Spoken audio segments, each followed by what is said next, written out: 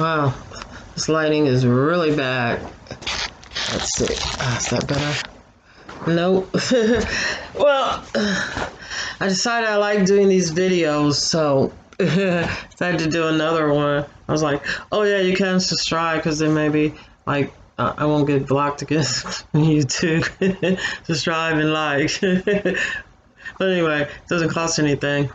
But I just, was thinking of how did we get in a situation where all our manufacturing business is overseas? Yes, we still have some cars made here, but clothing is all made over in China. Trump has a clothing business. His daughter Ivanka has a clothing business over there. They make just about everything over there because it's cheap. You could buy stuff over there that would cost what it had cost us in the 70s, the same price, 70s and 60s, like in China. Where here we have like a 400% inflation. It seems like, if you pay in like say 69 30 cents for a pack of Marlboros or Lucky Strikes or whatever. You're paying, some places like in New York, $10, $12, and other places around here, $5, $6. Some cigarettes are $8. So, it's just a matter of like inflation. And the number of people that are addicted to smoking had not stopped smoking because the price went up. It's just like an alcoholic doesn't stop drinking just because the price of alcohol goes up, or a heroin addict doesn't stop doing heroin just because the price of heroin goes up. You just have to find ways to make ends meet. But and a lot of this that you can sort of look back and sort of see in the Reagan administration, some of this happening because there's great opportunities in Vietnam and in that area because already it's a hot area for like Kazakhstan, Turkey. All those places always had heroin and opium, like for centuries, growing there.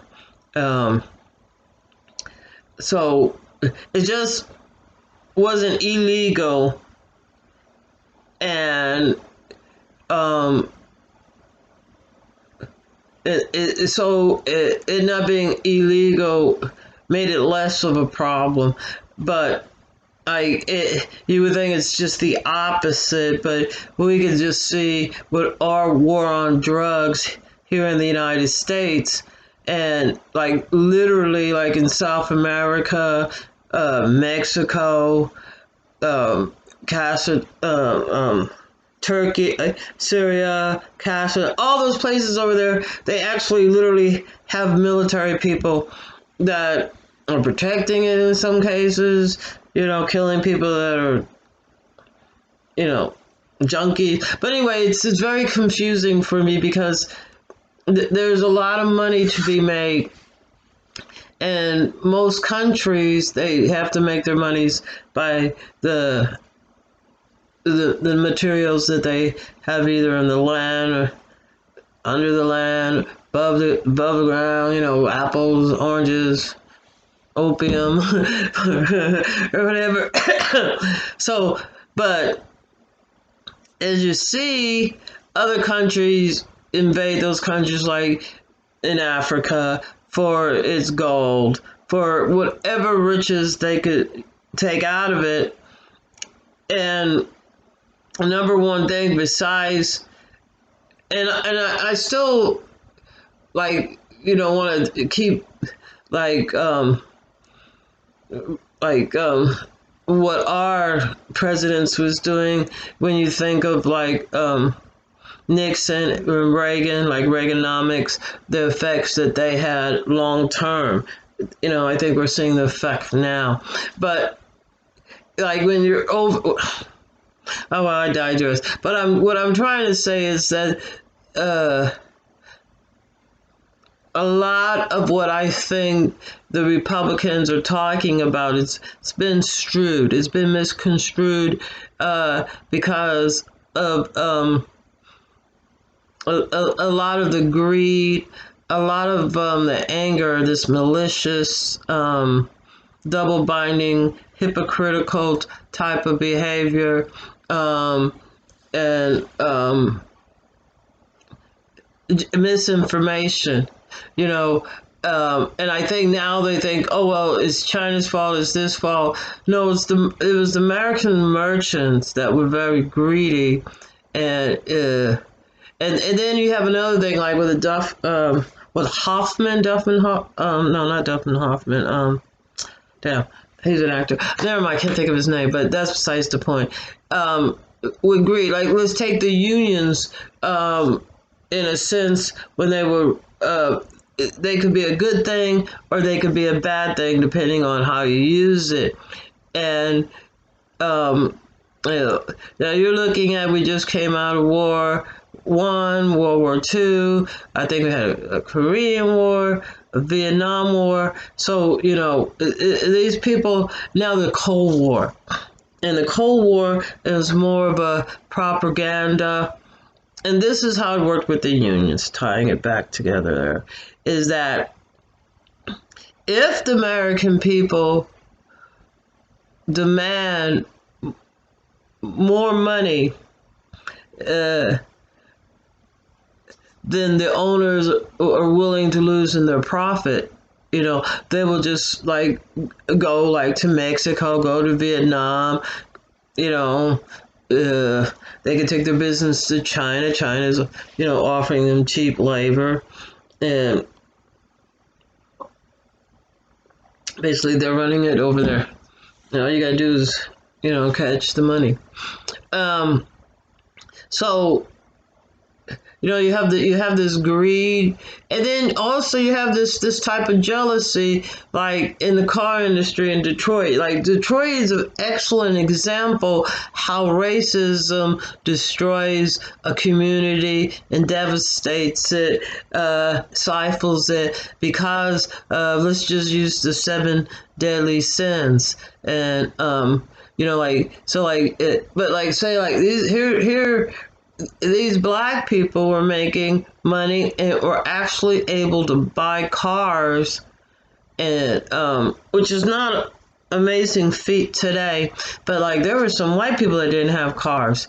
So if you get those people to demand higher and higher wages, and you just give it to them, then that is one way to get the black people out of those jobs. The jobs have moved out. And you could also see with the music industry in Detroit, Motown was hot. Everybody in the world loved the music that was being produced out of there. It was making millions of dollars. What happened? They get totally destroyed. Sent off to California, the business, and and what do we get? We get the Beatles. Nothing against the Beatles and Elvis, but Elvis, once he went to Vegas, he wasn't putting out any like music anymore. The Beatles, they I mean, they brought it was called the White Invasion. The Beatles came out with the White Album.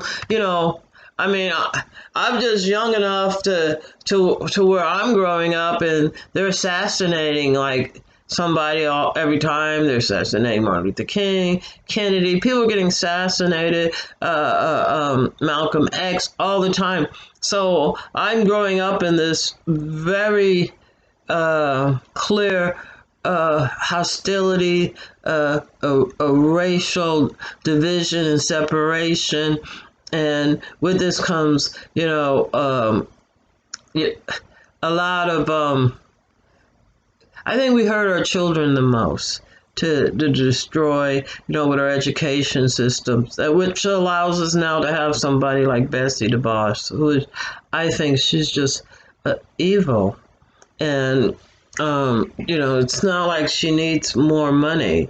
So she's just doing this because they misunderstand the damage that they're doing and how they're, and like what I think now is like a lot of Republicans think, oh, well, it's happening, it's too late. Well, a lot of people feel the same way about the pollution and the air quality and the greenhouse effect, the climate change, the same way they feel about whatever. Because I just find, I mean, I see it here right around my area in here in Memphis, and I don't know how to describe it because it's sort of like trying to describe the odor of garlic and onions and celeries mixed together.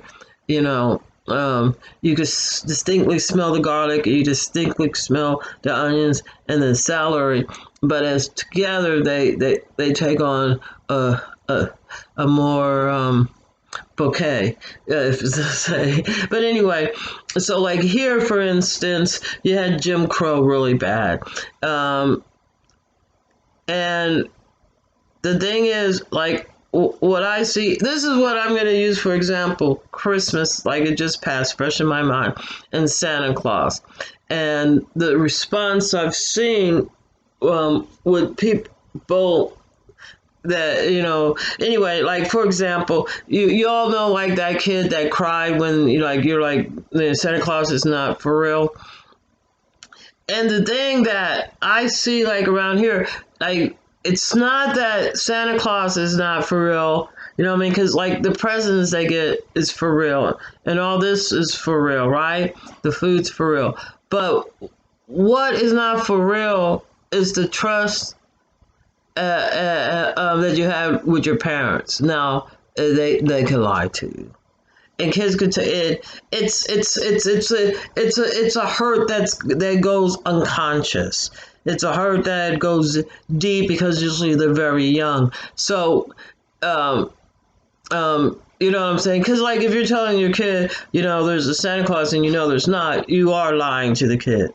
So there's this, what they call that's where I get that double binding hypocrite. You say one thing and you're very animated in it and you're all into it, and you might dress up as Santa Claus and have the kids leave cookies out and decorating the Christmas tree, writing letters to Santa Claus, making a list of the things you want for Christmas. There's all this activity. You're around your parents more, you're actually talking to your parents, you're getting that nourishing that you get with close contact and well, it's really that verbal contact that you're getting that causes greater attachment, right?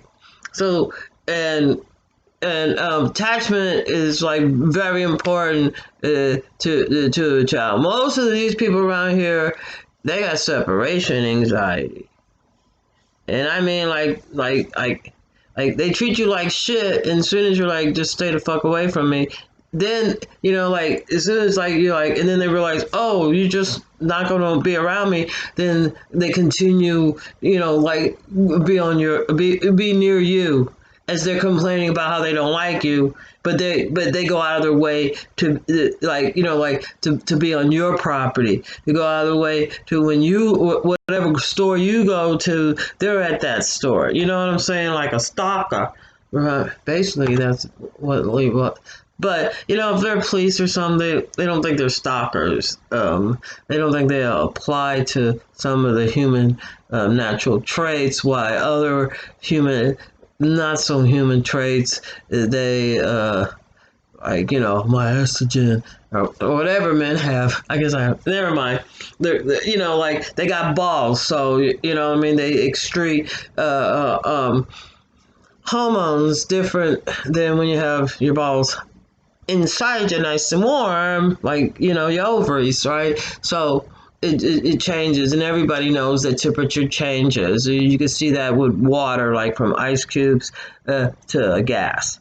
The same chemical reactions come. Balls are cooler, hanging outside of the body. The ovaries are warmer inside of the body, so they excrete a different type of we'll just say flavor. you know, there ain't no salary in the woman's, okay? Maybe some salary in the men. We're more strictly on the glucose side more. Anyway, that's just here or there. But what I'm trying to say is that the idea that the Republicans have